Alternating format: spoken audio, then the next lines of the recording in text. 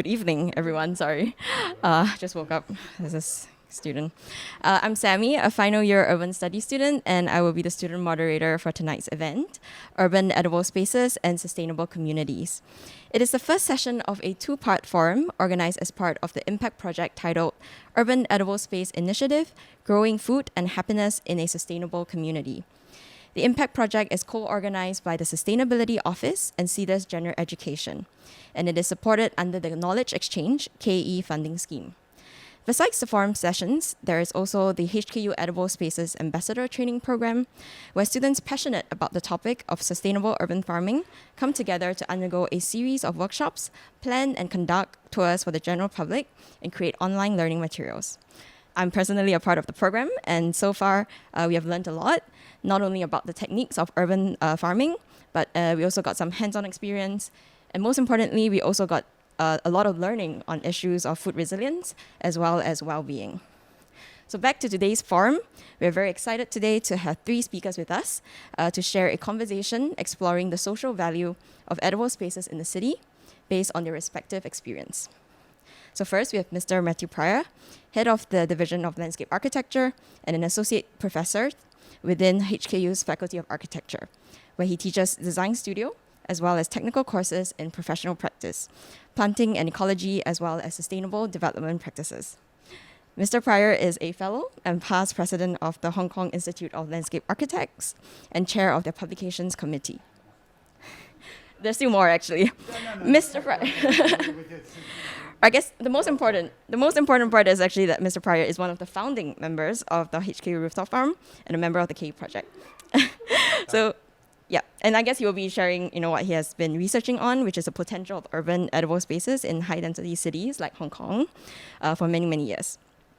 And joining Mr. Pryor are local and regional experts, Ms Idy Wong from Hong Kong and Ms Cuifen Pui from Singapore. So Ms Idy Wong is from Kadoorie Farm and Botanic Garden, which she joined in 2000. She is the head of the Sustainable Living and Agriculture Department, and the department is developing local organic production as well as raising public support for a low ecological footprint lifestyle. Idy is also a trained environmental educator and specialized on sustainable development. And finally, we have Ms Cuifen Pui from Singapore. Cuifen is a former scientist, currently crafting a new life path. She's the founding member of the Foodscape Collective ecosystem and co-leads community initiatives that pilot regenerative practices centered around food, nature, as well as people. And she runs a business that aims to bring the ecosystem's talent and knowledge to schools, businesses, as well as communities. So each speaker will be giving a sharing before Mr. Pryor facilitates the discussion amongst the panel. And then we will also have a Q&A. Just a reminder that you may switch audio channels if you require language interpretation. Feel free to ask your questions in the chat room on Zoom. And so I will now pass the time over to Mr. Pryor. Sammy, thank you very much indeed. That's a very kind of introduction. And excuse me if I keep playing with my earpiece. The equipment here is, yes, very new to me. And thank you very much to Yuki and the team for inviting me, Celeste as well. Very pleased to be here, very happy to be able to share my experience. I'm a landscape architect, and I've been practicing in Hong Kong for some 25 years, with experience in constructing and managing landscapes, including farmscapes, may we say. And in the last 10 years, working a lot on rooftop farms, which is something we're very keen on in Hong Kong. And I hope I can bring some of the experience that I've gained over those years to our discussion today. I wanted to do just three things in the half hour that I have to share with you. The first, I wanted to go back over some of the photographs that I've been taking of rooftop farms over the last 10 years. And to look at the detail of them. I visited many farms, taken thousands, 10,000 photographs of farms, but often you don't really look at the detail. And I think there are some key observations that we can draw from looking at what is happening in these farms. I will then go on and it's slightly unusual for me, but I will make a reading. I will do a short reading, and then after that, some discussion. Let's have a look at the PowerPoint. This is my favorite photograph of people in rooftop farms. This is from the Hong Kong U farm. Just shows a couple of people very quietly weeding a planting bed. And to me, this captures the intimacy, the personal nature of farming and farming practices in urban farming.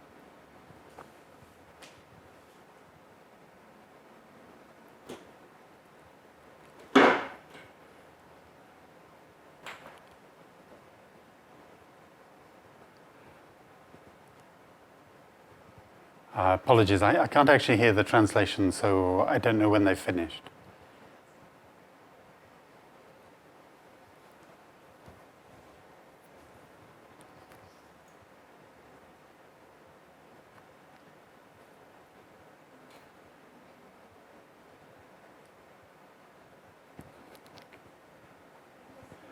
Just keep going, okay. If we move to the next slide. And this is Rooftop Farm, same farm. I actually see myself and Celeste in one of these photographs here. Very much capturing the activity that we might see in a rooftop farm. The sort of sharing, the talking, the intimate nature, the social nature of what people are doing in rooftop farms. This is a very interesting experience I had. I took some of my students to see a new farm as it was being set up in Kowloon Tong. We went up and we saw the laying out of the planting beds. And within about 30 seconds, my students had sat down and started planting. They weren't meant to be doing this, but they just really enjoyed the idea and the physical activity of planting. And essentially, I just had to leave them to it. The whole class was cancelled because they wanted to do the planting. And again, this expresses to me the very personal, the very individual project that is involved in urban farming. And we see, whichever farm we go to, we see people engaged in the same sorts of things. Doing a little bit of weeding, a little bit of harvesting, a little bit of watering. But most of the time, they're just talking to each other. They're socializing, they're communicating together. It's a shared project. They're not actually producing very much, except they are interacting and socializing. This photograph is intentionally a little bit out of focus. The cameraman here didn't want to identify individual faces. But it talks to me about what people do in rooftop farms. Most of the time, they are just watching. They're just observing. They're looking at things. You see in this photograph, nobody's actually doing any farming. They're just talking to each other. And that is the wonderful thing, that's the inspiring part of rooftop farming. And wherever you go, this is in Chuen Wan, this is a city farm, people are looking at plants, people are talking about plants, people are sharing their experience of plants. But it's quite unusual to actually see anybody doing any farming. Now, I don't think that's a bad thing, because I don't think this is really about producing food. I think this is about producing something very different. I think this is about producing happiness. And even at the ground level farms, these are Hong Kong Housing Authority ground level community gardens. You see exactly the same thing happening. You see people sort of working together for a few minutes and then standing up and talking to each other and sharing and reflecting and enjoying. There's actually very little productive capacity here unless we reconceptualize what we're producing as being social capital. And this is very typical. After you've done a little bit of planting, everybody sits around and talks about it, often in very big groups. This is a nice example from the Australian International School. Here, the rooftop farm has been integrated into the curriculum. Students go up there, do a little bit of farming, a little bit of planting or weeding for 2 or 3 minutes, and then just sit around talking about it. Again, it's a very beautiful farm. It's a very beautiful location. Even here at Hong Kong U, this is the Social Sciences Jockey Club Tower. Even when they're building it, which involves quite a lot of heavy labor, it's very much a social activity. And again, all the different farms that I've seen have exactly the same pattern. All the farms are different. All the farms have their own individual characteristic. There's no common standard. They're not, they have different boxes, different plants, different arrangements. But the activity is exactly the same in each of these urban farms. And you'll always be able to take a photograph of somebody holding a cabbage. And you'll also always be able to take a photograph of a bunch of kids looking at somebody holding a cabbage. And this is just a joy to observe and to participate in. And you can see here, this again, a very beautiful collection of photographs. You can see how this is an individual, a personal, a very intimate experience. This isn't mass farming in any way. This is very intimate. And I really like this photograph because everybody in the photograph is really enjoying themselves and nobody is doing any farming. That's not the point. The point is that they are enjoying themselves and they're using the occasion, they're using the venue and the setting as the basis of social interaction. So, I've been observing people doing this for many years. And I've been writing about it. I'm going to go back to this slide while I go on to the second thing that I wanted to do, which was to read you something that I wrote for a book just before Christmas. And it really sort of sums up everything that I've observed in rooftop farms over the last few years. Just try to condense it down. So I'm going to read this, and I hope the translators can keep up a little bit with me. With increasing urban densification, urban open spaces are becoming ever smaller and more fragmented, and the potential for substantive agricultural productivity is diminishing.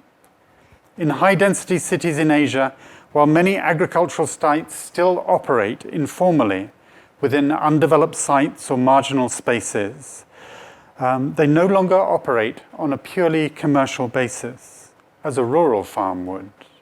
Instead, they have opportunistically transformed themselves either into experimental forms of highly specialized crop production, such as vertical farming, where they employ sort of advanced engineering structures to control the environment, or, more commonly, into community enterprises based on redefining farming practices around the ideas of social capital production. I'll let the translators catch up a little bit.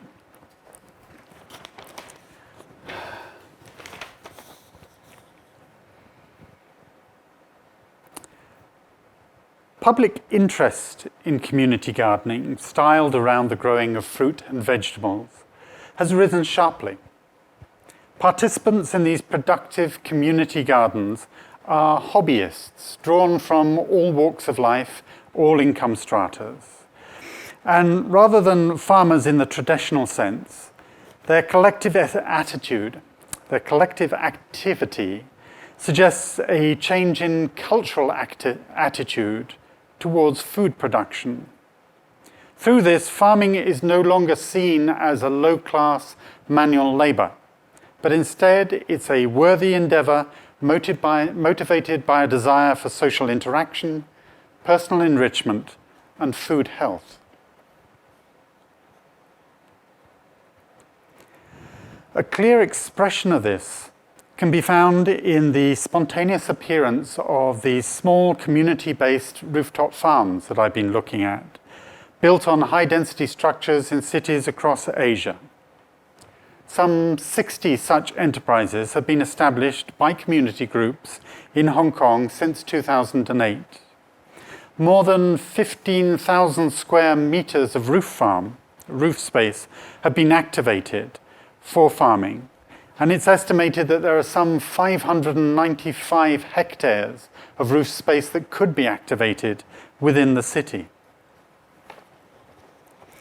I've conducted many opinion surveys of people, the participants and the rooftop managers in these farms in Hong Kong, and all of them have indicated that the participants come from all walks of life, all income stratas, all age groups.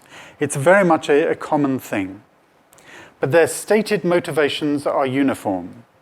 The motivations are predominantly social, with interests in health and well-being, personal education, as being the values that people hold most high.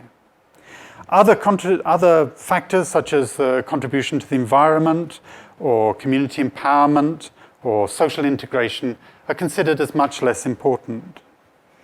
I believe that this attitude is rooted in the explicitly individual nature of the productive practices we see in these rooftop farms. It is a personal project. Now, the survey respondents have indicated a very strong willingness to pay for the experience. They're actually willing to pay quite a lot of money to be allowed to grow a small number of vegetables on top of a roof, which struck me as quite strange. And the rooftop farmers have noted a growing commercialization of the practice, not through selling food, but through selling space to people who want to farm on rooftops. And the publicly rentable spaces are heavily oversubscribed, something like 20 to 1. 20 people apply, one person gets an area to farm. And we're seeing that many commercial organizations and institutions are creating these farms as employee benefits.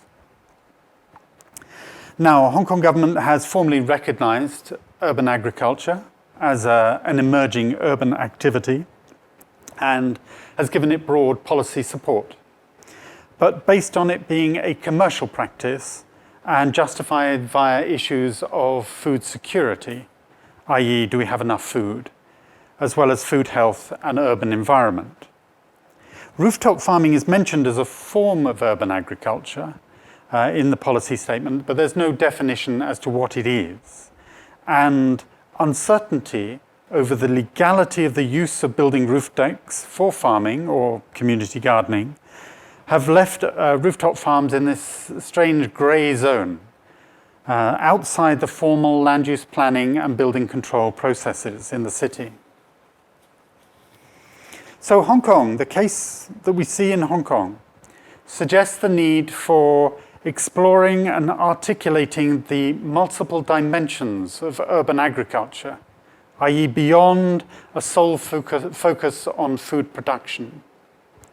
While its potential for alignment with other acute urban challenges, such as declining mental health and aging communities, while these are clear, there are clear links between these two, the capacity for urban agriculture as a public good for cultural exchange and social coherence has not been fully recognized.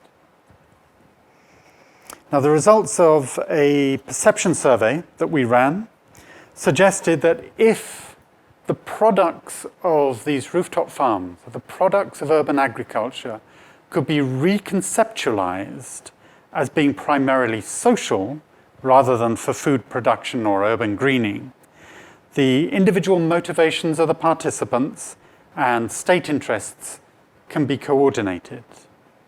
It also indicates a need for greater stakeholder support, i.e. the farms need more support, it needs codification, and it also needs legislative recognition.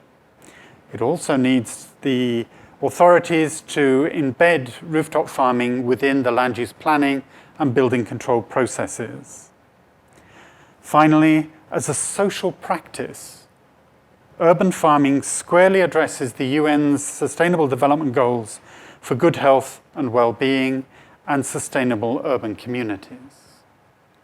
Now, this is a very short piece of writing for a book chapter. But it contains most of the things that I really want to say about rooftop farms. The fact that there is a change of attitude towards food production. Farming no longer being this sort of heavy, difficult industry. It's now being seen as something that is very personal, very individual, something that I can get involved in. And that the participants' motivations are almost entirely social. It's not about growing food. It's about having time to be with your friends, to engage in some healthy exercise, be part of a project, maybe personal education. These are the key motivations. The contribution to urban environment, yes, when I talk to participants, they think that's important, but that's not why they do it. It's just a nice benefit that it might have. The other thing I've noticed, and as I started with, that this is a very personal, very intimate experience for everybody involved. And that it goes well, well beyond food production. In fact, I have yet to come across a rooftop farm that actually produces any food beyond what the individual participants can eat. They're not productive processes. And I think if we can start thinking about urban farming, not through the lens of food production, but through addressing issues such as mental health and aging in place, then it becomes much easier to argue for. I think urban agriculture is a public good. It's a common good, something that we can share, something that is for the benefit of all our community, and allows for, very importantly, for cultural exchange and social coherence, something that we're sorely lacking in high-density cities. So, can we reconceptualize urban farming? I'd like to finish with two ideas that I think we need to discuss in more detail when we're thinking about urban agriculture. The first is, what does it mean to be a farmer? Now, when I think of farmer in the rural sense, the meaning is very clear. Somebody who produces food, somebody who works the land, somebody who cares for the land. This is all very well understood. But when it comes to an urban farmer, they don't really do any of that. They don't produce food, they don't work the land, and they're not stewards for the landscape. They're doing something else. When we listen to farmers, when we listen to rural farmers, they're notoriously unhappy people. When you talk to a rural farmer, they've always got something to complain about. When we talk to an urban farmer, they're always notoriously happy people. They've always got a story, they've always got something to share. Now, this is a strange observation from me, but it tells me something about the nature of the business. How do urban farmers see their role? What is their role in the community? Clearly, it's not about producing food for the community. It's not about food security. It's not about looking after the landscape. It's not about generating a sustainable environment. It's not really even about promoting food health. It's about a personal expression. So, what do urban farmers produce? As I've said, I think the main production is happiness. Every farm I've ever been to, every rooftop farmer I've ever spoken to has been very happy. This may not be, that big an observation, but it's a very difficult thing for me to argue with government because I cannot measure happiness. Everybody says, oh yes, that's great, but I can measure food production in terms of, sort of weight or money values, but I can't measure happiness. Another question that keeps coming to my mind when I go to these farms is, what do urban farmers do? And as I've shown in many of these photographs, what they do is very largely nothing. They sit around and talk about it. This actually chimes with something that we teach in landscape when we're looking at playground design. I ask my students, what do children do in playgrounds? I say, what are the top 3 things that children do in playgrounds? And I give them 3 guesses, and then I give them 5 guesses, and then I give them 10 guesses. And they never get the top thing that children do in playgrounds. More than 50% of the time, children are in playgrounds, they do nothing. They're basically watching other children. This is a very important observation. This sitting back and watching and reflecting and talking about it is essential to the experience. Finally, as I've said, what do farmers talk about? What do urban farmers talk about? Well, we know that rural farmers talk about the weather a lot, which is why they complain. What do urban farmers talk about? I always tell a little story about a woman I met on a rooftop farm down in Taiwan. I was just looking around and I asked her, what are you doing? And she She held out her hand and it had 3 small tomatoes on it. 3 tiny tomatoes. And I said, oh, that's very interesting. And she said, yes, I've just grown these 3 tomatoes.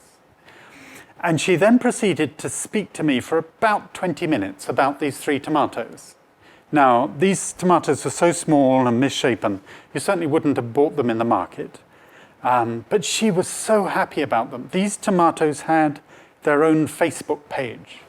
They were so important to her. The whole production of these tomatoes, the whole project involved, her sense of achievement, so important to her that she would talk to anybody about these tomatoes. I just passed at the wrong time. But it really stuck with me, you know, the intensity of her reflections on this subject. So, that was my first question. You know, what does it mean to be a farmer in the city? And I think it's a very, very different definition to what it means to be a farmer out in the countryside. The second point, and very much the core of the research that I've been doing and the campaigning, the advocacy I've been doing over the last few years, is how do we make urban farming mainstream? How do we get people to recognize it and adopt it and think of it as a normal practice, which it clearly isn't at the moment? Urban farming happens at the edge, either the edge of the city or on marginal sites or leftover sites or sites of ambiguous ownership. Nobody knows who owns it, so people go and use it. Often in areas where there's very poor or very incomplete legal definition. Certainly, if you look at the Hong Kong land use planning system, we have a zoning system in Hong Kong, and you'll find on it a zone marked AGR, agriculture. One of the things you won't find in an agricultural zone is agriculture. Very little of our agricultural land is farmed. Most of it is for container storage. It's just being used temporarily. There's very little farming going on. If you go to a rooftop farm, is it being used for a rooftop or is it being used for a farm? These are tell me about the attitude of the city to farming practices. We don't really know what to do with it. We haven't got the systems, we haven't got the mechanisms for dealing with it. And another thing we say very often in landscape is that you can tell the priorities of the government by the quality of the open spaces. If the open spaces are well maintained, you know that the government is really focused on environmental and quality of life issues. If they're very basic, if there's very limited expenditure on our public spaces, then you know that priorities are being placed elsewhere. The other thing, and possibly the last thing I'll say, is that most of these urban farms are not planned. Most of them are generated as bottom-up personal interest projects. Somebody just sees a space and says, I want to go and grow some tomatoes, and we'll go out and grow some tomatoes. And very often in these sort of regulatory vacuums, nobody knows whether it's right or wrong, and they just go and do it. So this sort of personal community, small community groups, it's very, very small scale act of production. It's almost like the sort of gangster or the guerrilla farming. You know, you just go out and do it and dare anybody to complain about it. It's very difficult to complain. If you start growing food on the street, people will not complain. They'll be very confused, but they won't complain. So, in the work that I've been doing over the last few years, I've been advocating for rooftop farms. 3 things that I've been focusing on. One is really to talk about urban farming through other issues. So I don't talk about how wonderful urban farms are, per se. I talk about how they are valuable to mental health. I talk about how they are valuable to environmental health or to aging in place, because these are the policy objectives of government. Government knows it has a problem with aging in place. If urban farming can help with that, then they may listen to it. Me just saying urban farming is good, well, yes, they would agree, but wouldn't do anything about it. The second thing is to monetize urban farming or the benefits of urban farming. It's incredibly difficult for us to monetize through the food production side. But what I've been doing in recent papers is trying to monetize the social benefit. You know, how much value is that adding to the community by making people happy? And I think that's a very, very large number. And so I'm trying to give that to the authorities to understand that this is actually a very productive thing if we can turn it into money. And lastly, this is definitely my last thing I would say. The one thing that I really need to do is to codify this practice. It is very difficult for us to describe what urban farming is. As we saw in the photographs, every farm is different. Every practice is different. It looks different. It's very difficult for the land use planning authorities and the building control authorities to say, yes, that's an urban farm. A green roof, it's consistent. Sadly, it's sort of fairly monotone. You can understand what it is. But an urban farm, it looks messy, it looks scruffy, and everybody says, well, that's not beautiful, not meant to be beautiful. You know, that's, I can't understand what you're doing there. I don't see why you need all these people. You can't define it in terms of efficiency. We need to find a way of describing ourselves, describing our urban farming practices in a way that fits in with land use planning and building control. So that's what I wanted to share with you today. Takeaway message, the product of urban farming is happiness, and that has enormous value to the community. And I hope we can keep talking about happiness as a metric for integrating urban agriculture, urban farming into our cities. Okay, that's it. Did I run hugely over time? Almost. Okay, Sammy, am I introducing or you're introducing? Yeah, thank you so much, Mr. Pryor. I think, whenever I tell my friends that I am a farmer, they tell me I'm a fake farmer because I don't grow very well. But now I know I'm a happy farmer. You're a happy farmer. There's Yep. no such thing as a fake farmer. I do have an Instagram account for my plants as well. Do you? Yeah. Oh, be sure. I'll share with you later. Yep. So next we have Ms. Idy. Thank you so much. Let's take it away. Thank you for offering this opportunity to share with you about eatable landscaping that we have received. And actually, I resonate a lot with Matthew's sharing that actually farming in Hong Kong can create lots of happiness, which is much needed actually. Well, for those of you who are in Hong Kong, you probably heard about Kadoorie Farm, and actually it is a project set up in 1960s, firstly as an experimental farm. It's like the farm that Matthew talked about in the New Territories. This one is for food productions. And over the years, now it became an area which got eatable landscape as well as natural habitat coexist. And at the farm, we used to do our eatable landscape now as a kind of like a space for us to talk about sustainability. And so we have a lot of research doing there, but we are realizing that when we are talking about food, actually food have a much bigger potential for people to not just looking into the agricultural aspect of it, but also actually it is a very good entry point for reconnecting people with each other and also the land, and also bridge collaboration to help us to live more sustainably, or in another word, living more happily. So today I'm not going to spend much time to talk about the Kadoorie farm, but I would like to share with you a project which is actually in the city area, which is a revitalizing historic architecture project that we bring into eatable landscaping to sort of using it as the entry point to collect the community together, to learn together how to live sustainably and also more happily. So this project was actually taking place in a century-old building, which is constructed in the days when there was no electricity, and it much rely on the traditional, the architectural design to make it comfortable.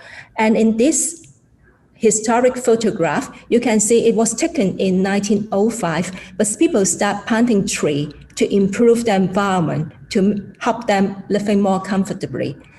And we first intervened with this project is in year 2012, which is more than a century after it was built.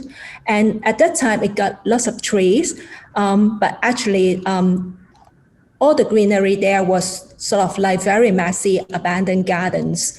And this place has a very interesting feature is that it is just adjacent to our ecological hotspots, and it is surrounded by the community. So when we are thinking about how to work with this project to bring it alive, we have a number of initiatives like looking into the architecture, how to restore its green building design, how to actually collect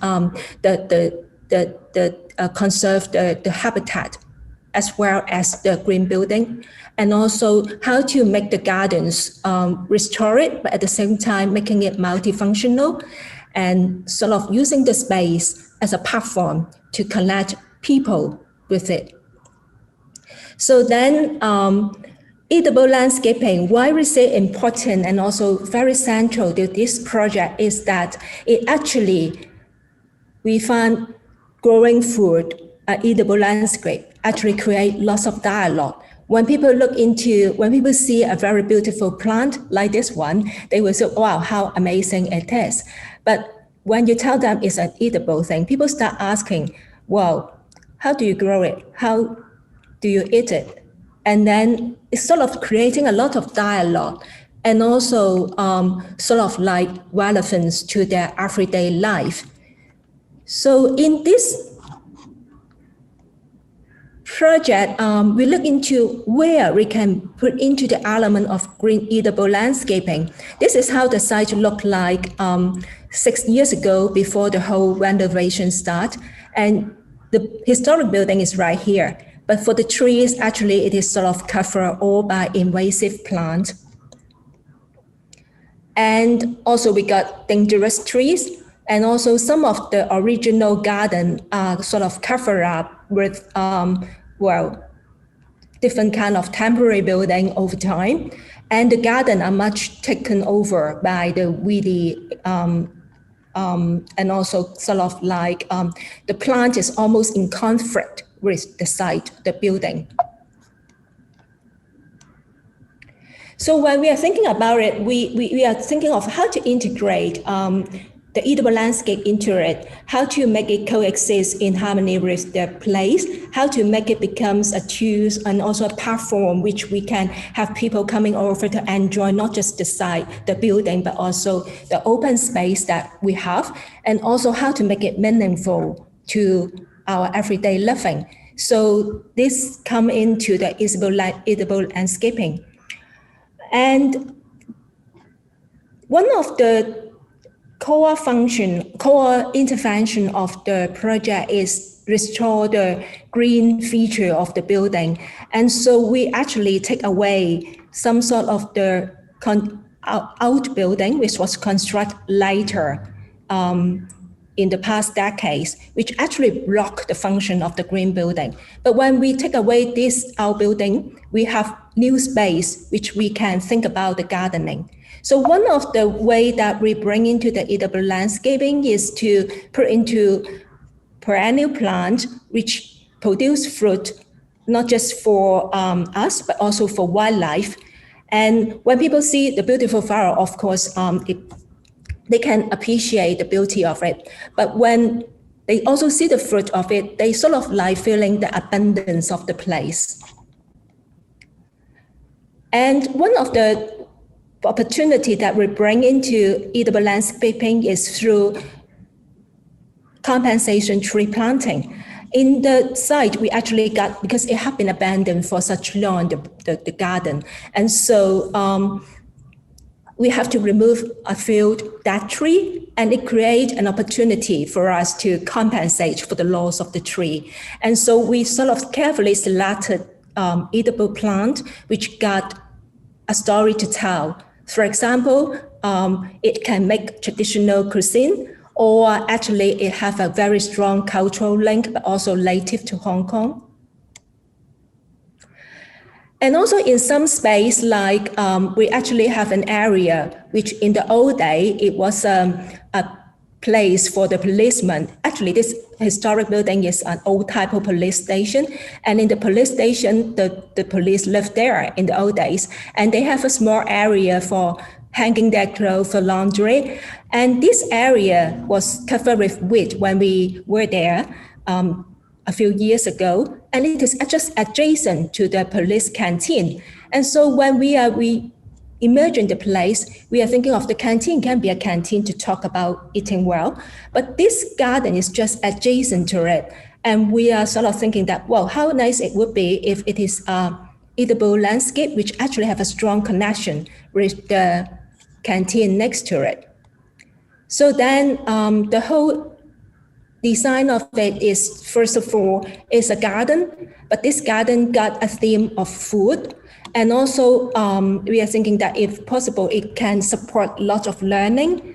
And with the interaction with the canteen nearby, it actually can supply food as well as a sink to digest the waste. So all this kind of logical thinking taken place in the design. But when it end up, it's sort of creating a lot of joy. So for the canteen, we are more on talking about a diet, which is more friendly to the environment. And it's talking about the seasonal change. It's talking about how to, we are talking about vegetarian diet. But if people have an opportunity to see how food was growing in the space just next to it, they could immediately have a sense of season and also have a immediate understanding on, well, what's available in this season. And actually we add on a lot of education program as well. And the garden itself is educational resources that allow lots of program to take place, like it support a very joyful 3-hour program where the children can come over and they are playing there like treasure hunting, looking for food, which actually not just the fruit, the vegetable they can harvest, the fruit on the trees, and also the cover crop is eatable. So that they sort of learning that, well, the joy of harvesting. And also in the 3-hour programs, we allow them to sort of design on also cooking a food together, which is kind of like using food they harvest as a platform and also a vehicle for them to work together and collaborate and enjoy it. And it ends with a mindful eating exercise, and then also collecting the food waste and returning the food waste back to the yard. It's more or less like experience for them to enjoy and also understand taking food from field to table and then sort of like returning the resources back to the yard. And so this is one of the programs that the eatable landscape support. And also it sort of like deepening the experience of the people in visiting a place, they stay longer in the garden, they sort of interacting more with it, they sort of relating their everyday living with it. And it is to say that the garden not just support the eatable landscape, not just support the food growing aspect, but also allow us to do a lot of other activities, which is ranging from talking about waste reduction, talking about doing things like upcycling and also transform waste to resources, all kinds of activities. And the least eatable landscape at the project, the Green Hub, we are seeing it more like using the eatable landscape to enrich the whole site ecological function, and also using it as a kind of very powerful platform to help the visitors to sort of like building a stronger connection with the site, and also enabling a lot of green management practices within the site, especially on the waste management. And because of the edible landscaping, it also allows us to have a stronger connection with the visitors who are coming in. They naturally ask lots of questions, and they actually interact much more with our staff and also our volunteers there. And it is actually a lot of socializing taking place. And talking about just within the community who are working at the hub, who could be our volunteers or our staff, it sort of the food, the edible landscape create a lot of, long work opportunities to bring people together to sort of like building a stronger link with the workplace. We can say it is a workplace, but actually it is also a living place. People spend more time in their workplace than at their home mostly.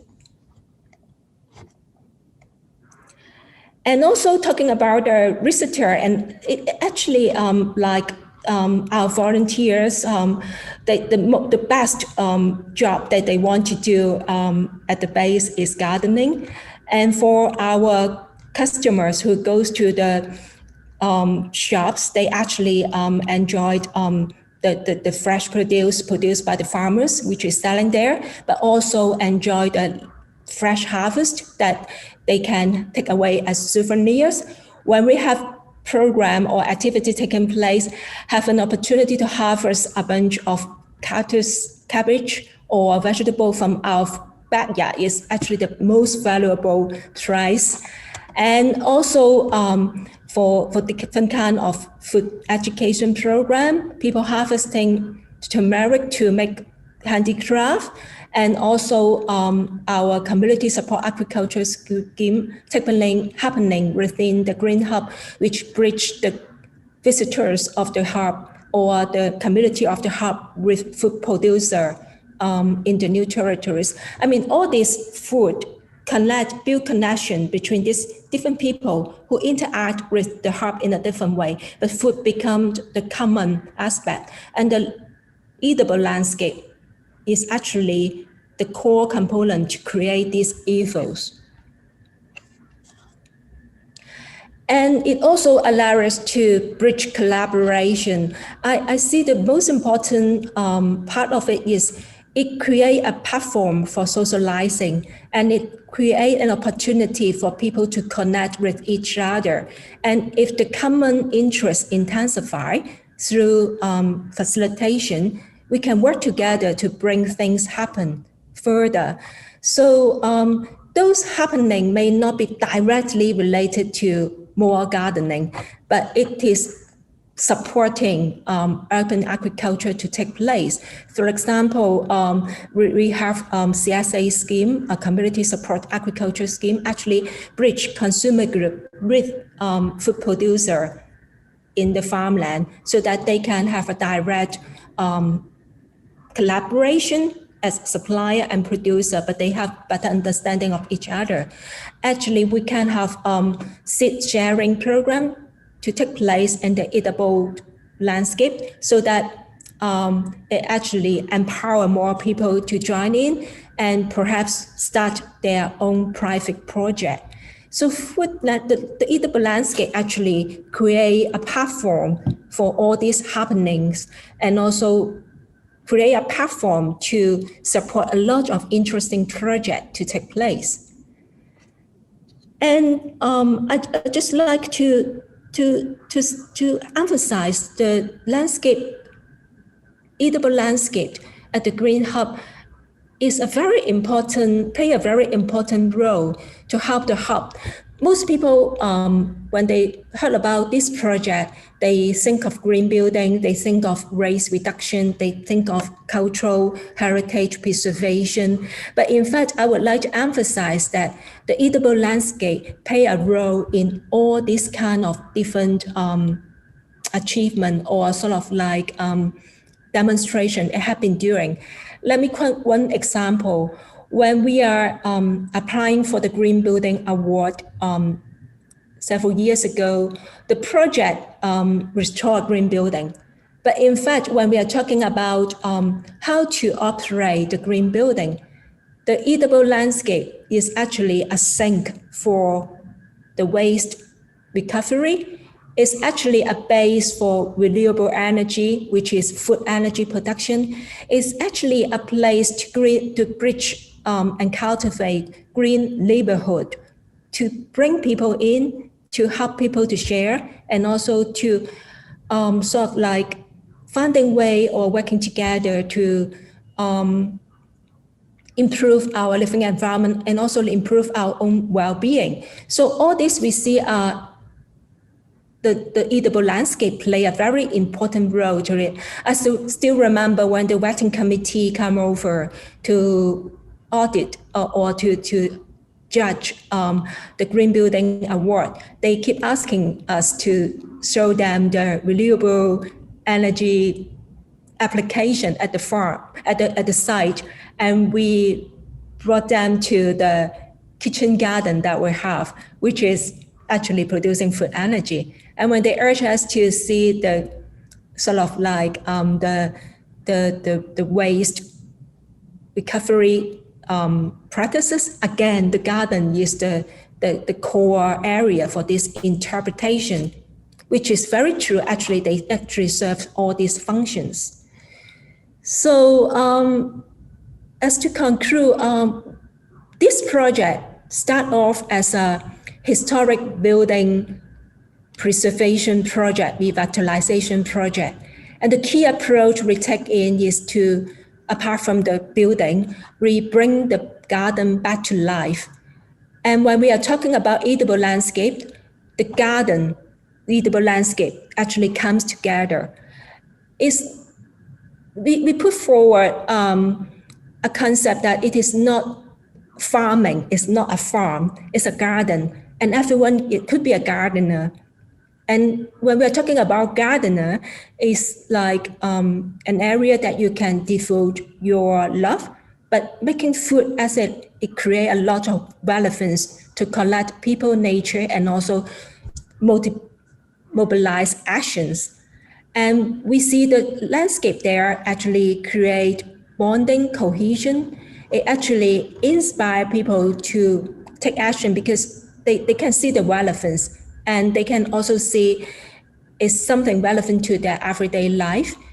And as it create a place for socializing, it helped the community to come together to socialize and also naturally have collaboration emerge. So all this kind of happening is very interesting, and we see truly the eatable landscaping played a very important role to all this happening. So I would like to end my brief presentation with this photograph. When we are talking about food, people would sort of, when we're talking about agriculture, people would think about that is a business, is field for food production, is more like a commercialized activities. But when we approach it as food, people see the relevance with it and bring agriculture as well as the environment closer. And when we use the eatable landscape as the platform, it actually creates the space for people to interact together. And in this project, we sort of exploring the different approach to bring eatable landscape actually to the urban area by integrating it with historic building revitalization opportunity. But it could be tree compensation, it could be gardening, it could be just a backyard garden in every school that they have. It could be converting some of the green space in urban area with eatable landscaping. And once this happens, it creates further space for the community to come together. And to some extent, that also create a platform to bring people together to be more concerned about their environment, to be more active participants to take care of the environment. And ultimately, it contributes to the well-being to self and also to the environment as well as the community.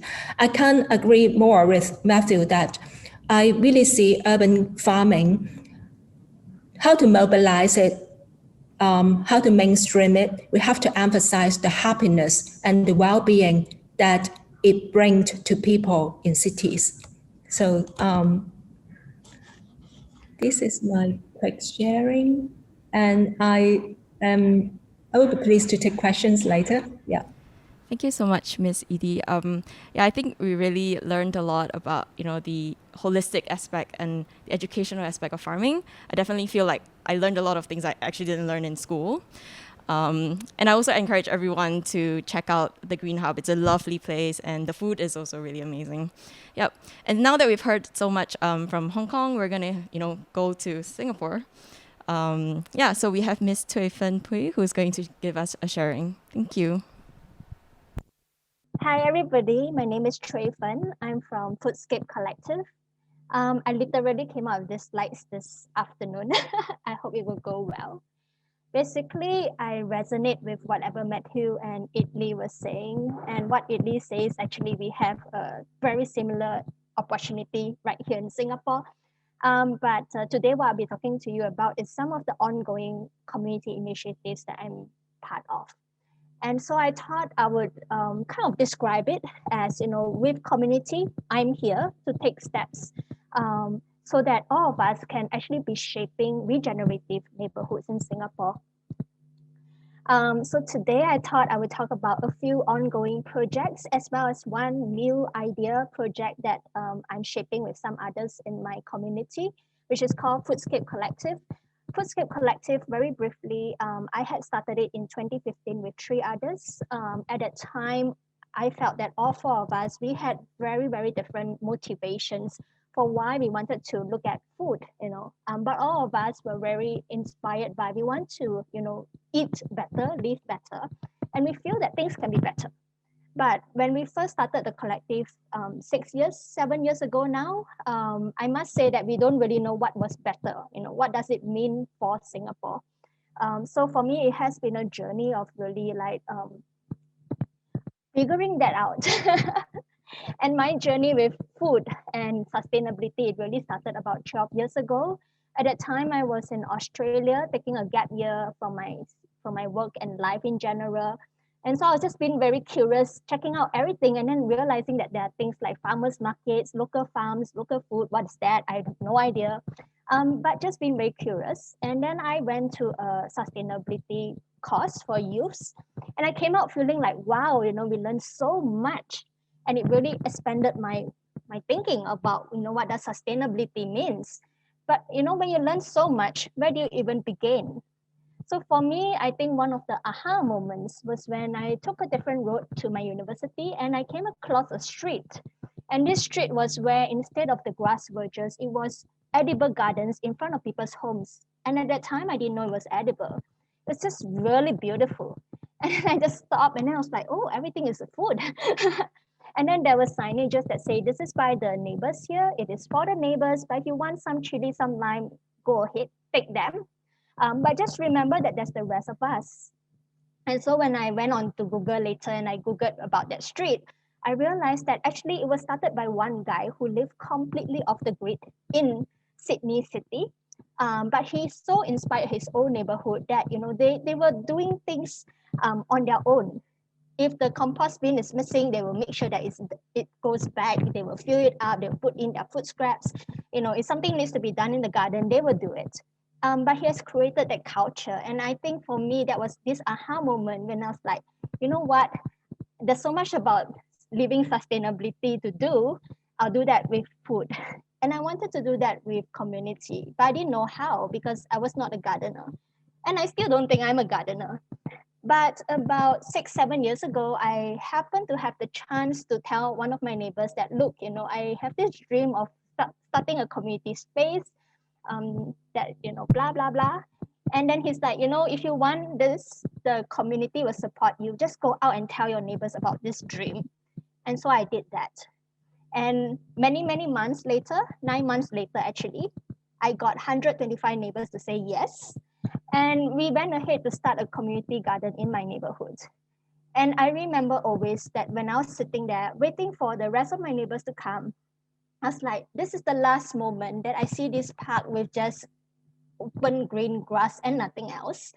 It will start to have a garden. And that was where I was like, this idea, this dream that, you don't really know how to get there, you can.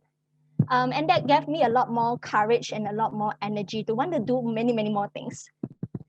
So 2 years ago, I left my full-time job. I used to be a scientist, and I'm trying to craft a new life path. And so for me, that's why I do have a bit of space to be co-leading community initiatives, just because I have time and because I care.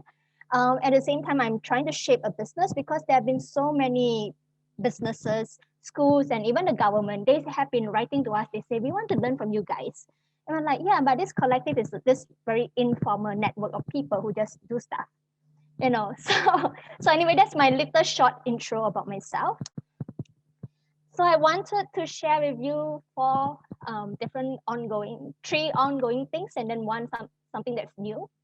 Project Black Gold is one of my wild kind of project because it was something I personally thought about for like a couple of years.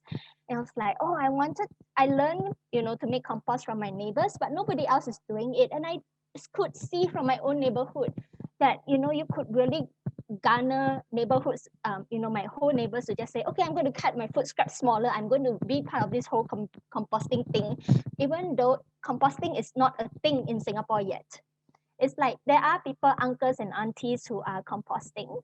But, it's kind of a very different generation, a very different way of doing things and understanding. So it's like, it's not a thing, but I could see that in my neighborhood, it works.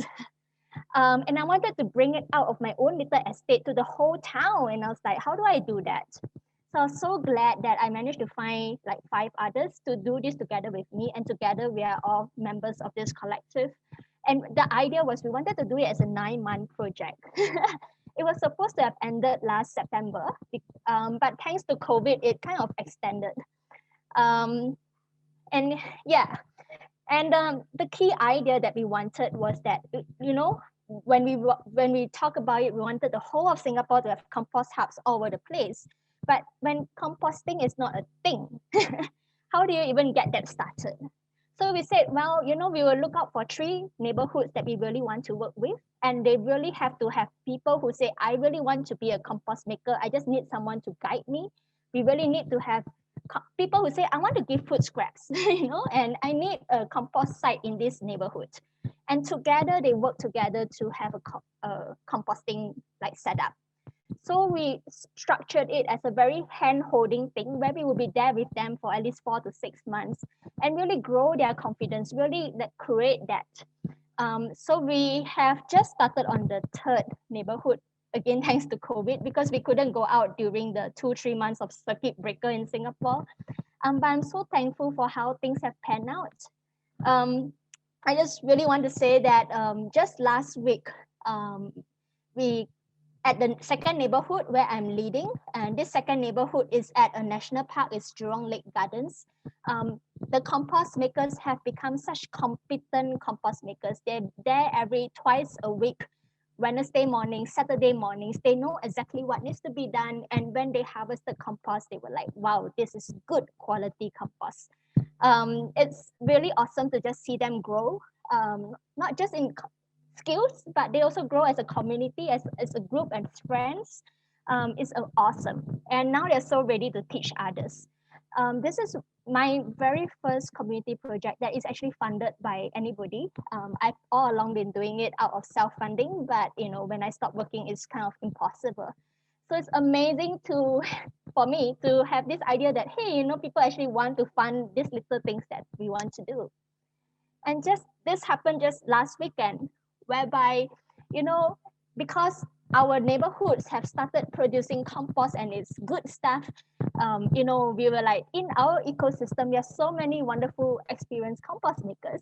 You know, what if we send them to the lab? And this environmental lab, it is happened to be run by my former colleagues. So I just been going around to collect compost from different people. And I was just so amazed by, you know, the different ways that people make compost. It could be natural, you know, composting. And by right, it's very simple. It's kind of like the same thing, but everybody's compost is so different. And that's what I really admire. I was like, you know, how do you tell whether you have good compost or not? Or how do you know whether you're making it correctly? We have so much collective learning to be done. So that was my project. And this is something that's much more informal. I call it right now an initiative, because it's this opportunity that just arrived. And we're like, okay, you know, let's take it on.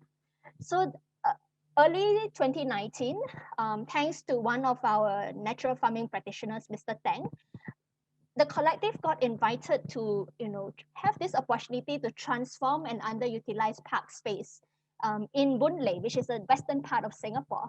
And because Mr. Tang is a dragonfly specialist, the park people were like saying, yes, we love what the collective is doing, but we want to give you this space because Mr. Tang is a dragonfly specialist, you know, maybe you can do something with the ponds. And then the space around the ponds was kind of like the space that we had to work with. I think this is one space that most people will be like, you're not going to talk to me anymore, because this space is actually waterlogged. It is designed as a cup so that during the wet season, it's going to be very wet. But I think one thing that I really, really appreciated is that, you know, when we were talking with the park management, they were telling us that, look, we like what your collective stands for, and we also think we need to learn. So can you maybe pilot some ideas that you really want to see in Singapore, like food forests? Do it here, and do it such that the local communities, they actually want to use this park. They want to be engaged, and you can actually run like engaging programs, mentorships, workshops. So it took us quite some time. And eventually we decided, look, you want to give us a big space, but all of us are volunteers. And you never know, maybe tomorrow I'm going to my full-time job. I'm not going to be here anymore. So like, okay, maybe we just start small. We start by digging. So Christmas Eve, we actually went down and we started digging. And then we decided every Tuesday morning, we will be there. So one of the first things we did was we went to ask for dried leaves. And Mr. Tang, who is a natural farming practitioner, he taught us that, you know, dried leaves is kind of like an abundance. So when this lady, who was actually the park cleaner, like when she heard that we wanted the dried leaves, they specially swept the leaves so that there's no plastic litter in it. And then she brought it to us with this huge smile on her face. And we were all like clapping and saying, wow, we're so rich. You know, this is abundance. And I think this is this mindset that, you know, most Singaporeans will not have. But in my community, you know, this is what we were so celebrating about. And you can see the joy on Deepa's face when she was just throwing the leaves as a celebration. We are starting this. So these photos are more recent, maybe in a couple of weeks ago. Basically, Mr. Tang, because he was this person who kind of inspired the park managers as well, like he guided all of us on, you know, key principles, you know, what's natural farming. And for me, even though I was kind of learning about permaculture, etc., it's things that is like super far away, and I've never actually seen it done in Singapore. So to me, I really value this opportunity because for the first time, I could be part of it. I could see it for real, and I could actually be guided. So he just taught us maybe things like law of return, diversity, and health is for all, you know, not just humans, but for all, including all the microbes in the soil that you might not see.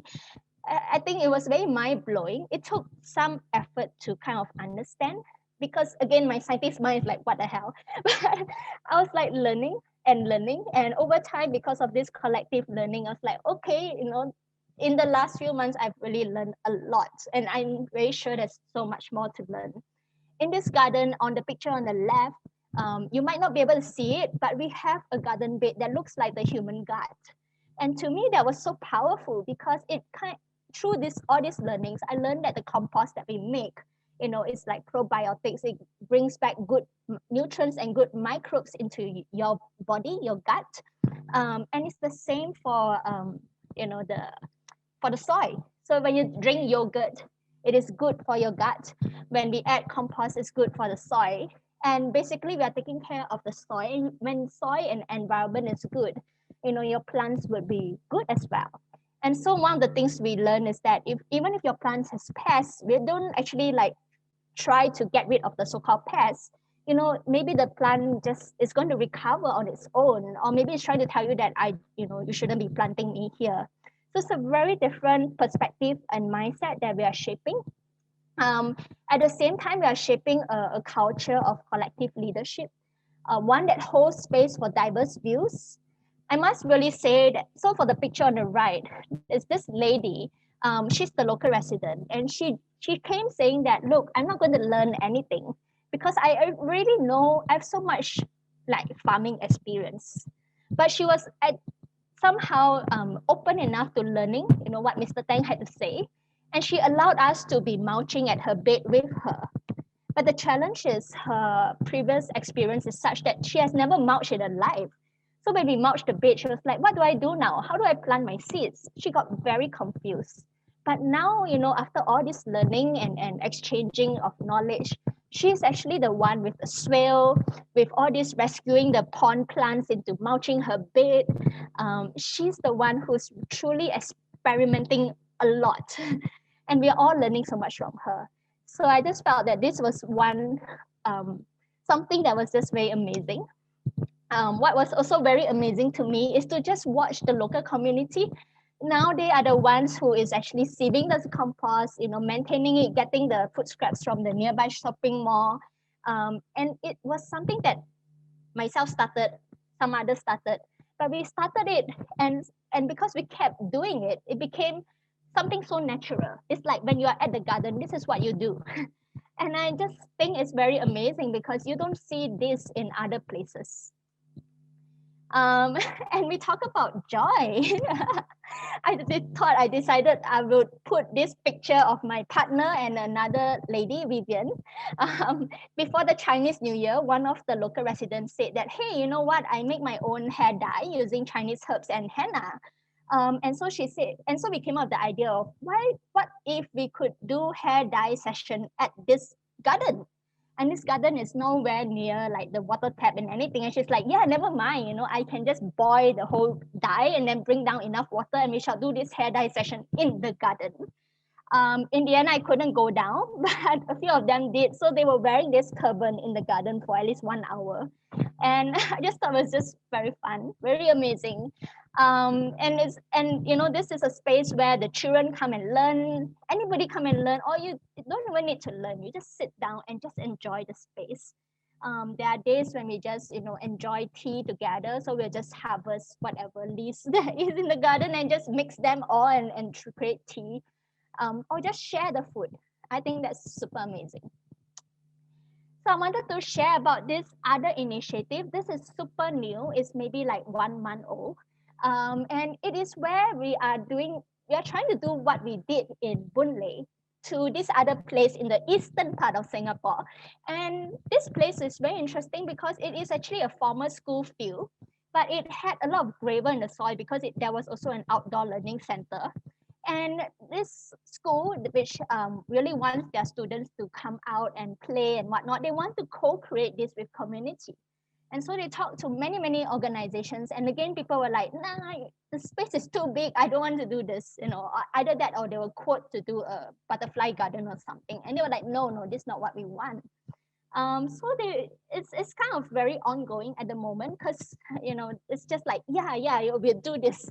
And we just went in and started doing. What is amazing is right now, what's different from the one in Boon Lay is that in Boon Lay, Mr. Tang was the one who kind of guided everyone. But because this one, we decided, hey, we have such a big school field, and there were so many, experienced practitioners in the collective. We were like, what if we can allow for all these different people to express and do different things in this field, but it looks like one ecosystem. It's like, it's not a whole mess of different things, but it's one coordinated one. So it's a very ongoing thing.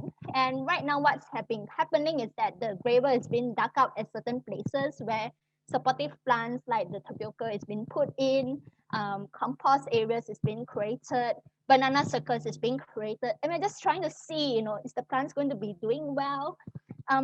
While all this is happening, we're trying to come up with a brief whereby, the longer term dreams can emerge.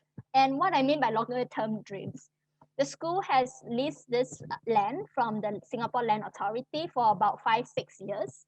So we're like, okay, 5-6 years, we have this opportunity. And so then to some people, they're like, hey, 5-6 years, what's the point? You can be creating a really wonderful edible garden with good soil, and maybe some of them were talking about creating mini forests and meadows and campfire sites and everything. You create such a wonderful place, and then 5 years later, it's all gone. Like, is it worth it? And for us, or at least for myself and a few others, we're like, yeah, it totally is, because in Singapore, there's such little opportunity to even do something that if you can even demonstrate that it can work, it is worth it. So this is where one of the new ideas started emerging, whereby, what if at the two different spaces where we could be transforming space and land and everything else, what if we can do it such that it actually impacts the larger neighborhood, And if we've been doing it as volunteers who is doing it just because our passion, we can't sustain. But what if we could create a program where we can actually sustain, be it through government funding, crowdsourcing, or other methods, or even the businesses that we're trying to set up now. How could we really empower local neighborhoods and empower ourselves at the same time? So this is something that's still emerging, but basically we wanted to do more placemaking, more collaborations with the local stakeholders. Like in Galang, just across the expressway is a university. Just across the road is the market, and the market is the super old type market with lots of heritage. How can we also be intentionally programming stuff that is regenerative? And by regenerative, we also look at well-being. How can we maybe program gardening and music and storytelling and meditation, etc., into this space, just because. And then create the culture, the vibe, and tell the story. Bring that story back into the local neighborhood. Bring the story out to Singaporeans. Bring the story out to more people. How do we do that? So that's the end of my slides. And thank you very much for listening to me. Thank you, Cuifen. Yeah, I've known Cuifen for a while, and her work has, always really inspired me because it really shows what is possible when not only in terms of having the imagination, but also have kind of the effort, right, to kind of bring people together, to lead, but then also to create that kind of collective leadership. And I think it's like an example of what it means to participate in the community, regardless of who you are. Like, you don't have to, be like have a high position or anything to begin with, but you can kind of just look around yourself and start creating a community. So yeah, thank you so much, all three speakers. And I guess we'll now proceed to the discussion segment. Yeah, Mr. Pryor, do you have any kind of questions? I did want to ask whether we had questions that we should be asking, whether people have written in questions. We can pick those up as we go through. But Idy and Cuifen, you are exactly the sort of people that inspire me to get involved in urban farming or community gardening. It's just that passion, it's just that wonderful energy, that sort of remarkable sort of intensity about the the passionate way that you approach your projects. And I remain in awe of all these people who are just so involved in their projects. I've got a couple of thoughts that come to mind listening to both of your wonderful presentations. The first, and I don't know whether you agree with me, is that there's an element in all of these projects about reconnecting people with the land. I often feel in Hong Kong that we because of the high-rise living, because of the sort of intensity of the urban environment, that we have lost a connection with the land. And I see my rooftop farms, I see people wanting to get their hands dirty. I don't know whether in your two projects you've felt the same, this sort of reconnection of people through the projects to the landscape. Idy, I certainly saw a lot of photographs of people wanting to get into your edible garden. Thought that was rather wonderful. Yeah, I think we can, well, let me just share that. I think the connection and also sort of having a space which can let people socialize is an entry point for reconnection. And also like when we are having a common topic, which food is always a very good topic to create a dialogue. And I really feel like in all our experience of food program, we do not need much icebreaker. People start off talking simultaneously. Yes. And also like looking into a plant, just observing plant, enjoying the space. Eatable landscape actually create a very strong relevance in everyday life between people and the site and the space. And also the kind of like understanding about the health and the well-being of the environment and of self, the community and the land. It naturally happens in a eatable landscape when we talk about food. That's certainly my experience. This kind of connection, yeah. Cuifen, this experiential quality. All of your photographs show people, really engaged in the moment. Is that something that we can achieve, or it just happens naturally?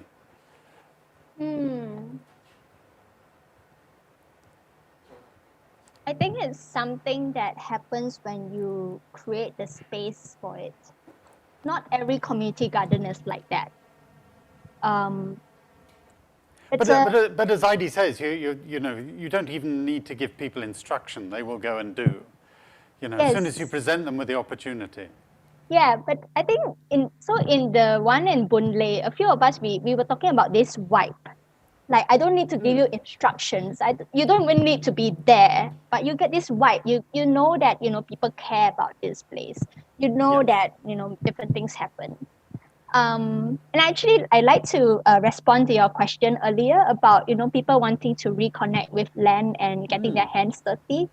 So at the Boon Lay place, what happens is maybe it's the timing that we are there. Like, it's a Tuesday morning. What we realize is that most of the local residents who come up to us are actually not local Singaporeans. Like, they were maybe from China, from Philippines, from Indonesia.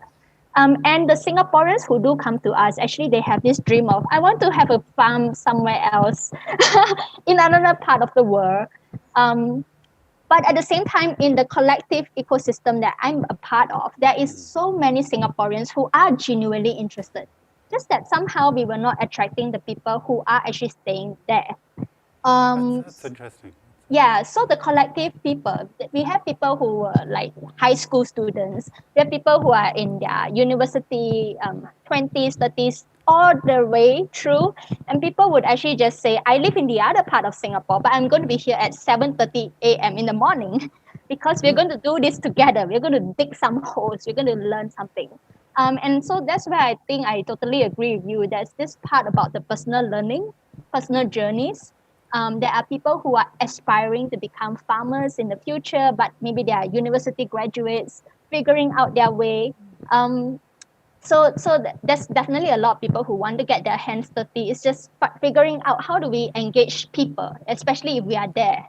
But you're doing wonderful things. You're creating the opportunity. Yes. So certainly that resonates with one of the questions I asked in my survey of participants. We just wanted to know where they came from, and some of them were traveling huge distances just to participate in a farm. And I thought, well, surely if you take more than 5 or 10 minutes to get to a farm, you're not going to be interested.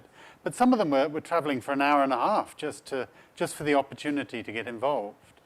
The other thing I've noticed on the rooftop farm here at Hong Kong U is the very diverse nature of the people who participate. We have a sort of informal rule that you don't talk about work, you don't talk about what your job is or anything else, because you've got so many wonderful things in the farm to talk about. But I know from, sort of informal discussions that they come from all walks of life. Maybe a professor, maybe a janitor, maybe a retired employee, maybe a first-year student. It doesn't really matter. Nobody cares. They're sort of joined by the common project. And Idy, I see that in your photographs as well. They're sort of bringing the community back together again. Yes, totally. Yeah. I think that's where we practice human-to-human interactions and really leaving everything else behind. Idy, I had the pleasure of visiting your site in 2012, 2013, when it was completely overgrown, and I haven't been back since. And it's just amazing what you've done, both in terms of the physical transformation, which is beautiful.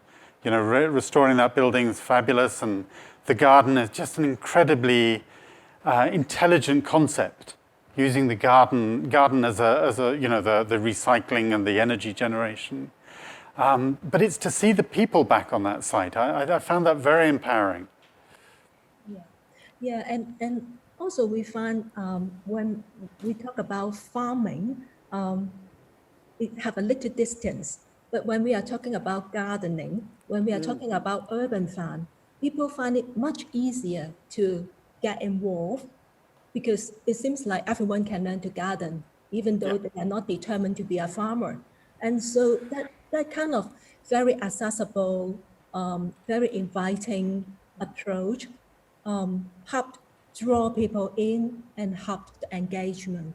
And also, I really like, Mathew, you conclude that the happiness, the joy to happen there, which is like, it is something in common, apart from food, the joy and the happiness that people want to share in that space is everyone is common. So that's why it's sort of bonding people no matter what background they are.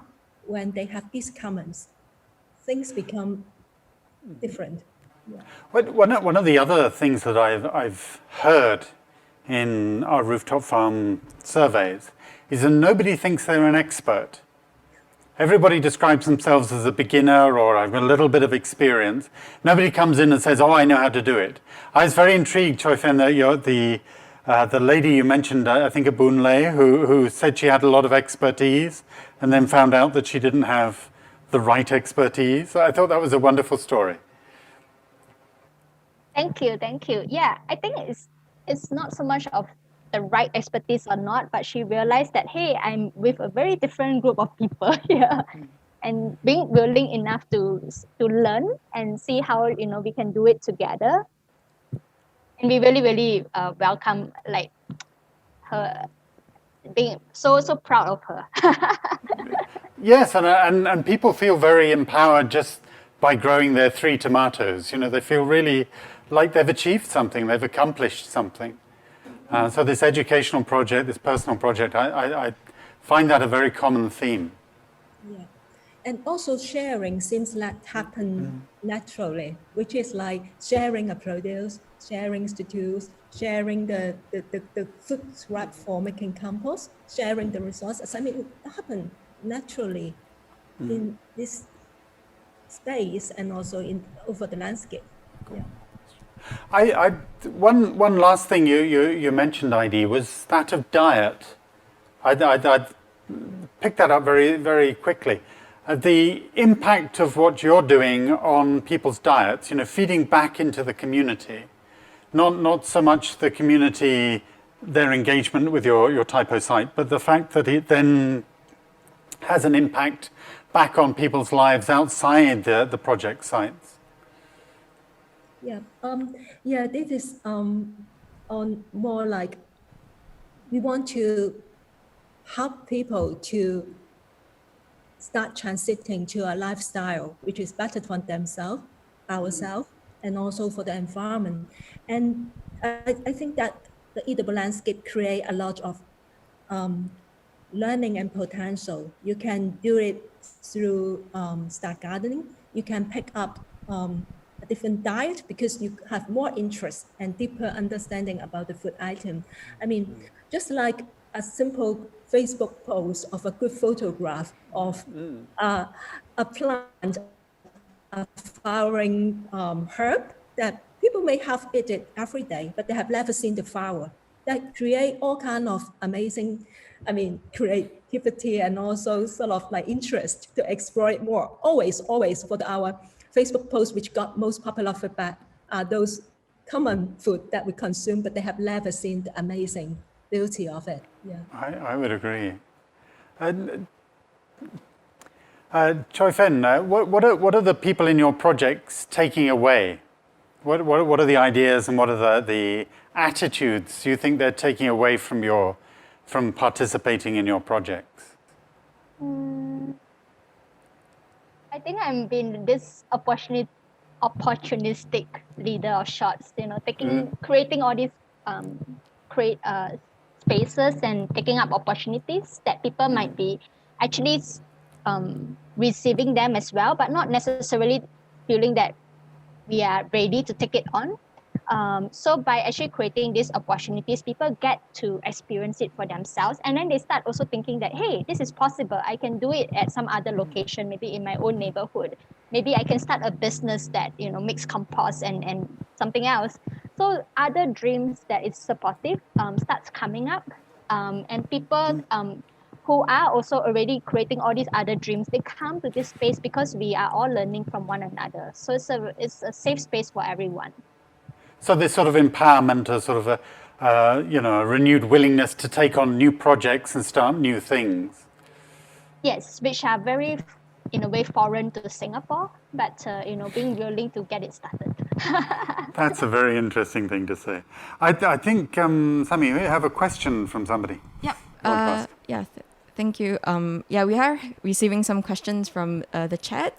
There's actually one question that's specifically about, how has COVID maybe maybe encouraged more people to join, become more interested in urban farming. I wonder if, in both Hong Kong and Singapore, is there such a trend, and how has COVID kind of affected the activity? Cuifen, maybe you start with this one. Has COVID affected what you're doing? You've mentioned project delays.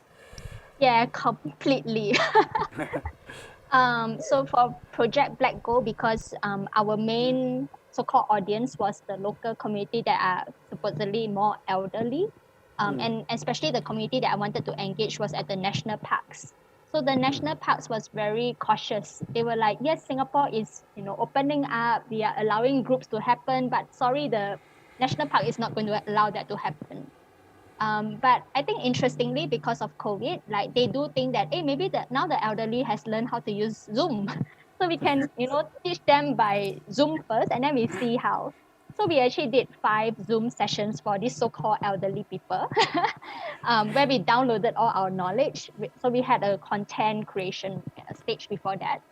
And then after that, we were gardening like, by Zoom is. yeah, and then after that, we waited for at least 1 more month and not sure whether, is it going to start. And then finally they said, yeah, now we can start. Now we can start with 2 groups of 5. So we've been just kind of like going with it, figuring things out. And at the garden in Boon Lay,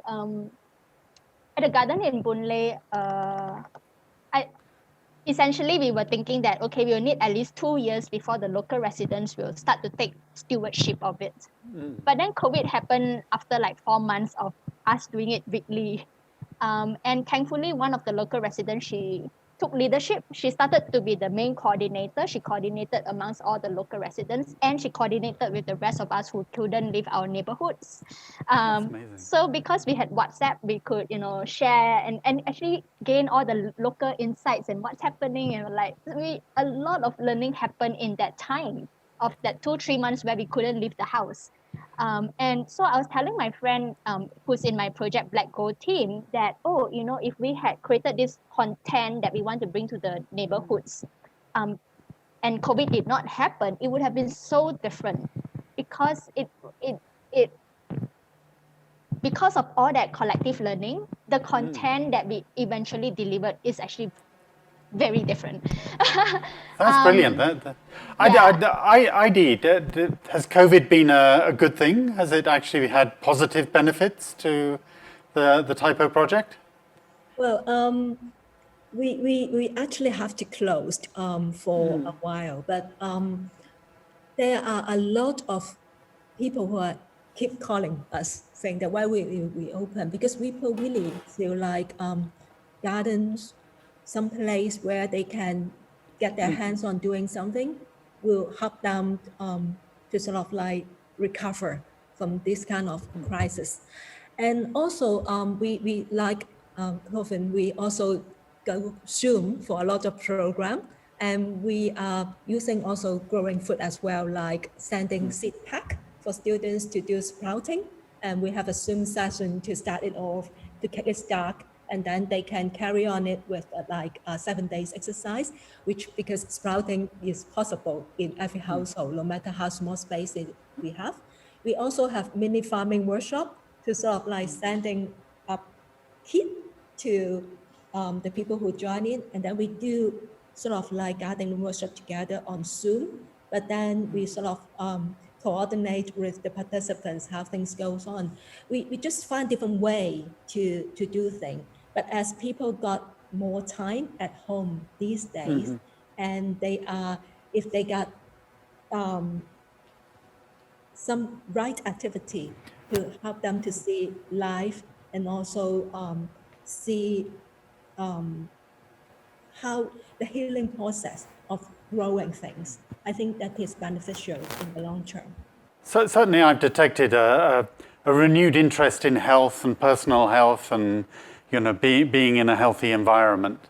And I've been very impressed with the way that all the farms have managed to keep going. Even the ones that, sort of thinking, oh, we have to shut down, we've got nobody that's going to come, they still keep going. And I think that talks about a sort of core resilience in the population. People really want to do this. Anyway, we have other questions. Sammy? Yep. There's a really interesting question because, throughout the whole session, we've been talking about happy farmers. But Deborah would like to ask, what about not so happy farmers? Are there any cases? And why would they might not have such a good experience sometimes?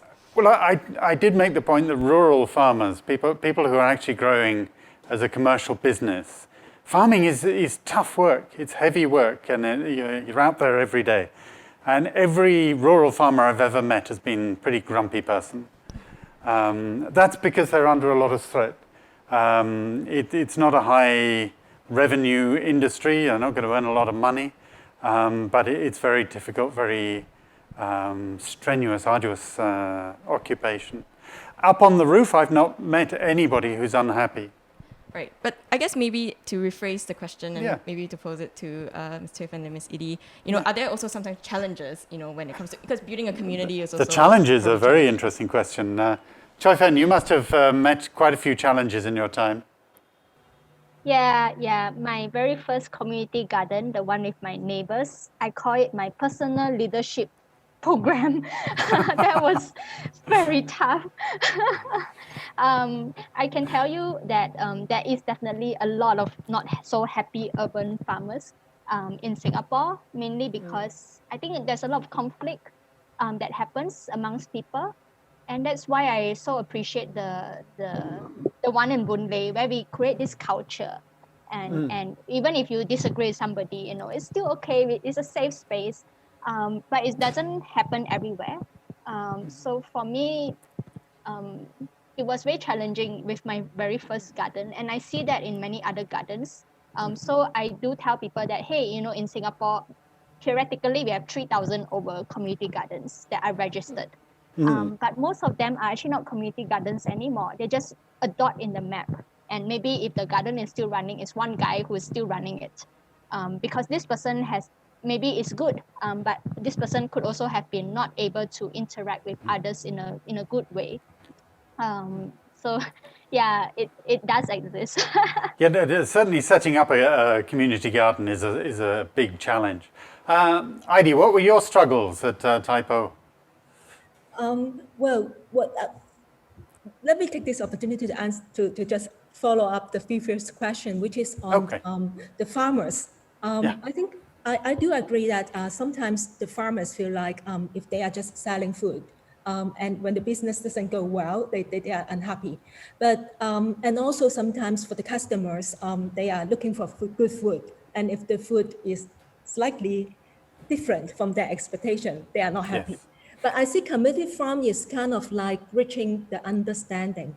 If you have the experience of farming something, growing food, you understand it much deeper. Why can't you have tomato all the year round?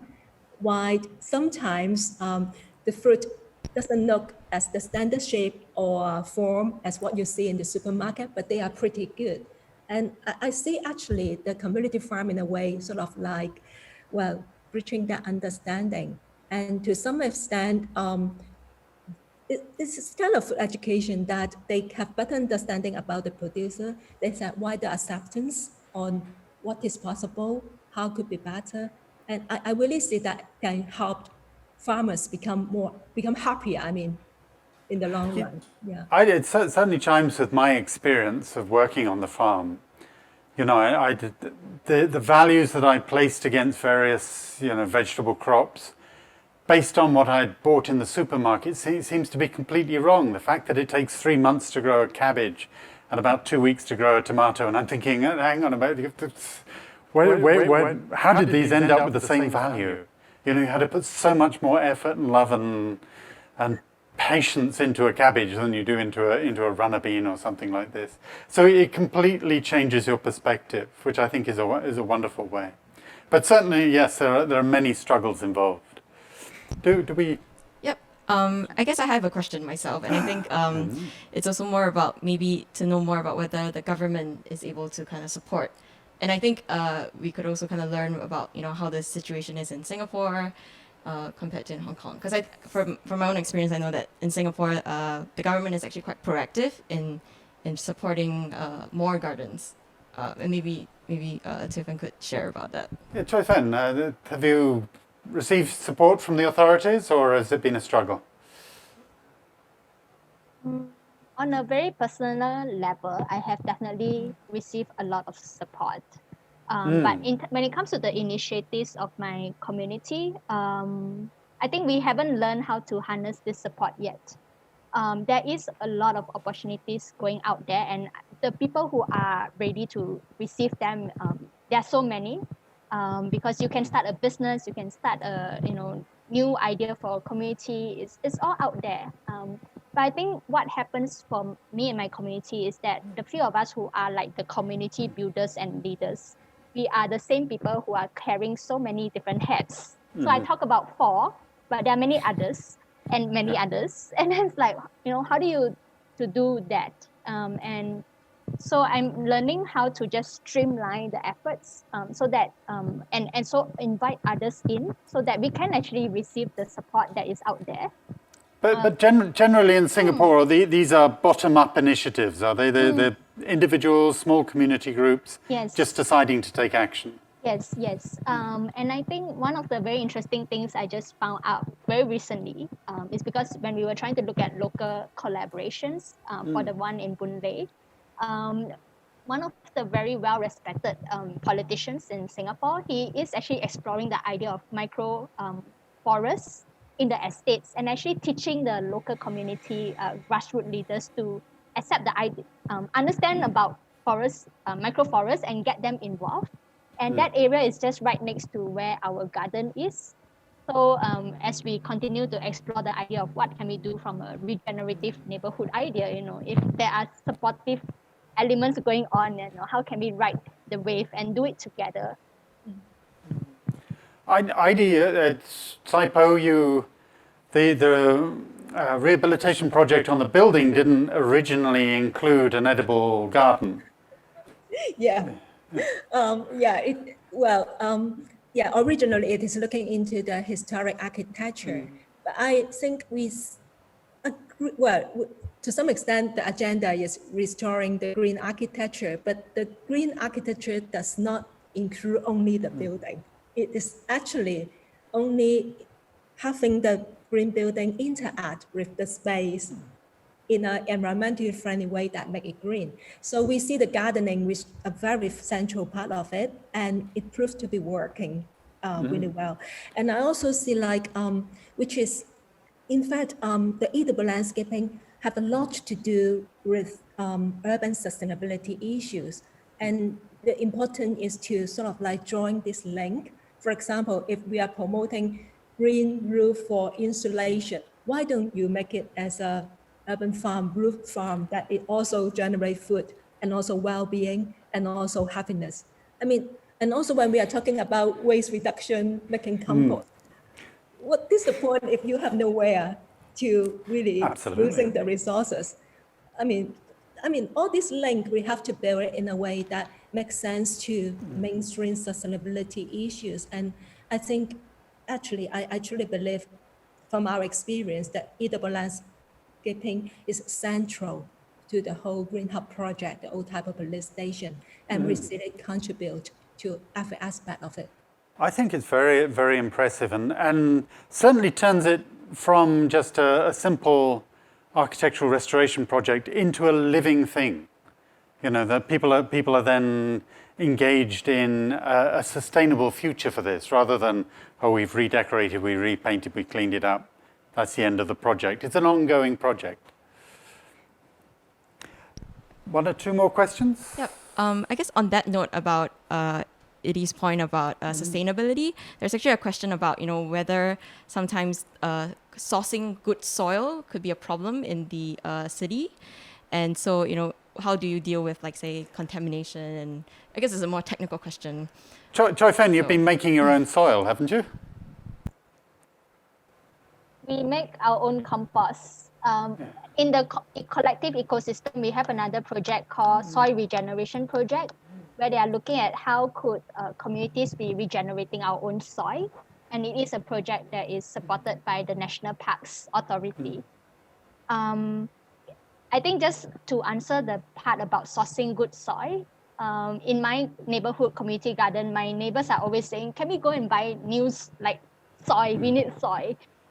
Because yes, you can create your own compost, but it takes like months. So I think the challenge we have is that when we went to like the local farm to buy the soil, and then they tell us, oh, you know, the top soil, you need to wait 3 months because we need to go into the forest to get soil. And then we're looking at each other and like, can we not buy soil? It's a very difficult thing to do, buying soil. Don't get soil shops. This ongoing thing about, no, we don't want it, but the neighbor wants it, and out. Yeah, so I'm just like hoping that through all the different things that we do, we can find a way.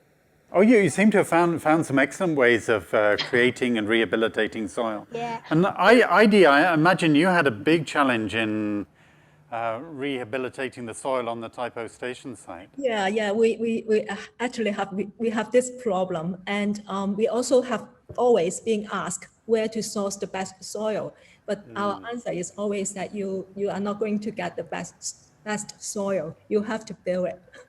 You can source it from your own kitchen, yes. Actually, you have to cultivate good soil. You certainly do. Yeah, we have no sort of such resources in city area. We have resources from your kitchen. We have resources from the backyard. All are these ingredients. You have to cultivate your own. The good soil come in this way. Yeah. I have something to share. Yeah, Cuifen. So in the Boon-Lay garden, we tried this method, which is a German method called Haku Culture. And what was so fascinating for me is that Singapore is a garden city that always cuts a lot of trees. Haku Culture uses tree logs. That is your entire length of the bed. And so we did not actually have to buy soil, because even though we dug down, everything is actually your tree logs. And then we had your branches from the park and then food scraps, and we just put back our soil that we had. And that's it. And even the local residents, they say that this bed is the one that you don't have to water. It is, you know, very good, full of nutrients. You need to grow good stuff on it. And I was just thinking, oh, you know, what if, you know, when they cut down the trees, we just use them in your own local neighborhoods. So if they really want people to be, you know, creating lots and lots of gardens, use it there. Exactly. Well, I found with the Rooftop Farm that, and we didn't start with any soil at all. We had to make everything from scratch. There's a lot of stuff out there that you can make soil out of, and as long as you keep working it, as long as you keep adding to it, you can develop a very rich soil. See it as a long-term project rather than just something that you buy off the shelf. Maybe kind of. Last question? Yep. Maybe to kind of end off, on like a hopeful note, I would love This to. hasn't been hopeful. No, even more hopeful. Kind of like what do each of you think, could be the future for urban farming? Like, how can we grow more happiness? What would that look like? Or what are your own like dreams and hopes? Either of you like to start with what are your dreams and hopes? Cuifen, what are you hoping for? Personally, Project Regenhood is more than a project. Like, you have really neighborhoods that are regenerative, not just in the gardens, in their well-being and everything else. All the practices that we're talking about, it's your day-to-day. And I think people will be joyful, and that's a good life. Idy? Yeah, I would hope to see a wider transformation of, aesthetic park, not just serving an aesthetic function, but actually become a more engaging, interesting, happiness-generating, eatable landscape that could create amazing access for much more people to enjoy the place in a deeper way. I would certainly support that idea. My own hope for the future is that urban farming in its many different guises becomes so mainstream that we don't have to talk about it. It's just something that we do, something that is part and parcel of a sustainable urban community. And I do actually have a strong hope that the various authorities will suddenly realize that this is actually a very, very useful thing. And it addresses many of our sort of chronic issues we have living in high-density cities. And it will suddenly come a moment where they're turning to us and saying, why haven't you done this before? And we can say, okay, we help you now.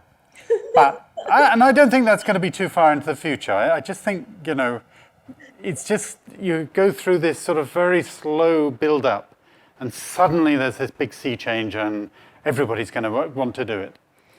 So that's my dream. That's my hope for the future. Great. Thank you, all of you. A big thank you. I think if this is one thing that farming teaches us, it's also kind of like patience, right? Like, it's all gonna flourish. So. Everything will kind of blossom one day, hopefully. Yeah, and we also see a really engaging kind of discussion in the Zoom chat. I think people are already kind of organizing to start another kind of initiative, which is really amazing. Keep digging. So before we end the session, I'd also like to share a bit about the next session, which will be hosted on the 3rd of March at the same time. So in this session, we will have educational psychologist Dr. Mathew Pryor, who's also a member of the KE project. He will bring us on a journey to explore the benefits that edible spaces can bring to our well-being. There will also be Ms. Huang Shenling, the first US certified horticulture therapist in Taiwan, who will be our keynote speaker. She'll be sharing her experience and insights from the past 16 years of promoting horticulture therapy. The session will also feature Mr. Gabriel Ho from Serene Oasis and members of Daily Practices with Nature, who will share their experiences in Hong Kong. So do join us by checking out the CEDARS-General Education website or via the link sent in the Zoom chat. So thank you all once again for joining us, and have a very good night. Thank you, guys. Thank you. Bye.